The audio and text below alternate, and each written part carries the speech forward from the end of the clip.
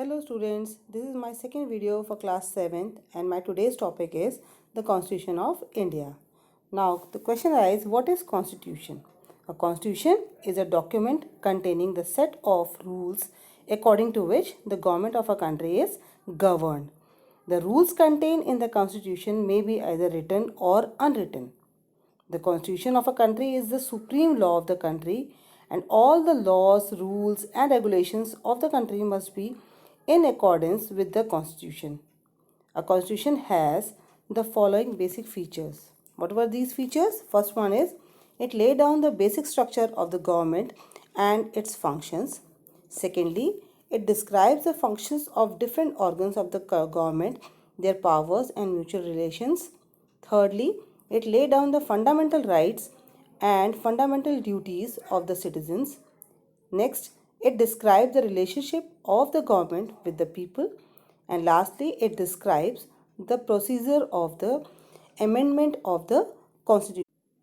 Now, framing of the Indian Constitution. How our Constitution was framed. First one, the role of Constituent Assembly. Firstly, you have to know about what do you mean by Constituent Assembly.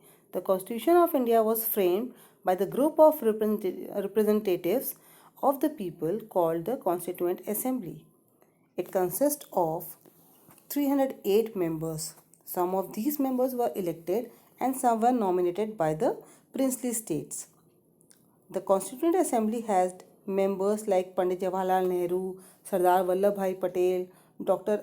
S. Radhakrishnan, Maulana Azad, Dr. B.R. Ambedkar, Srimati Sarojini Naidu, etc. Dr. Rajendra Prasad was the chairman of Constituent Assembly. Now, how the Constitution was drafted.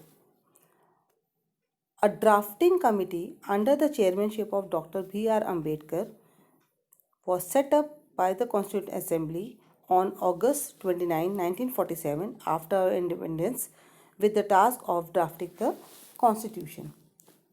It took 2 years, 11 months and 17 days to finally pass the Constitution.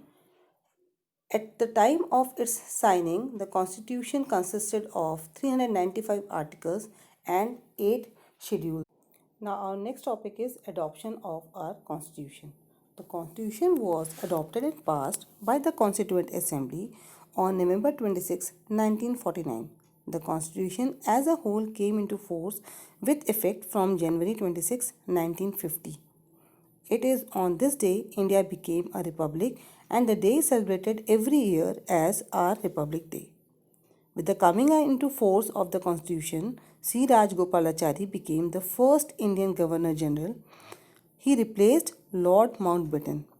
The Constituent Assembly became the provincial parliament until the new general election were held in 1951 and 52.